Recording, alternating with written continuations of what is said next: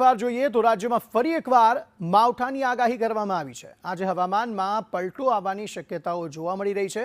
હવામાન નિષ્ણાત અંબાલાલ પટેલે આગાહી કરી છે। તેમણે કહ્યું છે કે બનાસકાંઠા કચ્છમાં આંધી વંટોળ સાથે વરસાદી વાતાવરણ જામશે, ત્યારે મહેસાણા પાટણમાં પણ આંધી વંટોળ સાથે છાંટા પડશે।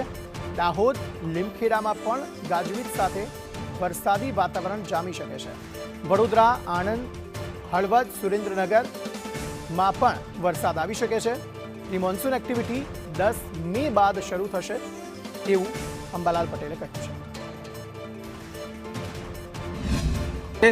જેમાં લગભગ બનાસકાંઠાના ભાગો અને કચ્છના ભાગોમાં કેટલાક ભાગમાં ભારે પવન, વીજ ગજ સાથે કેટલાક ભાગમાં ગાજવીજ સાથે છાંટા પડવાની શક્યતા રહેશે।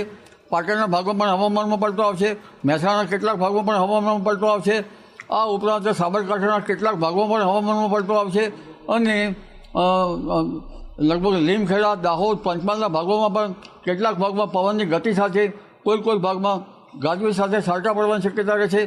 આ ઉપરાંત વડોદરાના કેટલાક ભાગમાં પણ હવામાનમાં પલટો આવશે।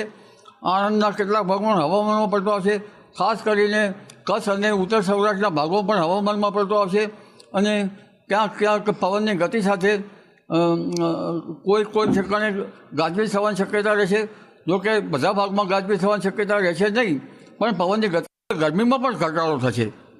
લગભગ હમણાં જોવા જઈએ તો આજથી જ મધ્ય ગુજરાતના ભાગોમાં મહત્તમ તાપમાન જે છે એ લગભગ 41 ડિગ્રી સેલ્સિયસ જેવું રહેવાની શક્યતા રહેશે।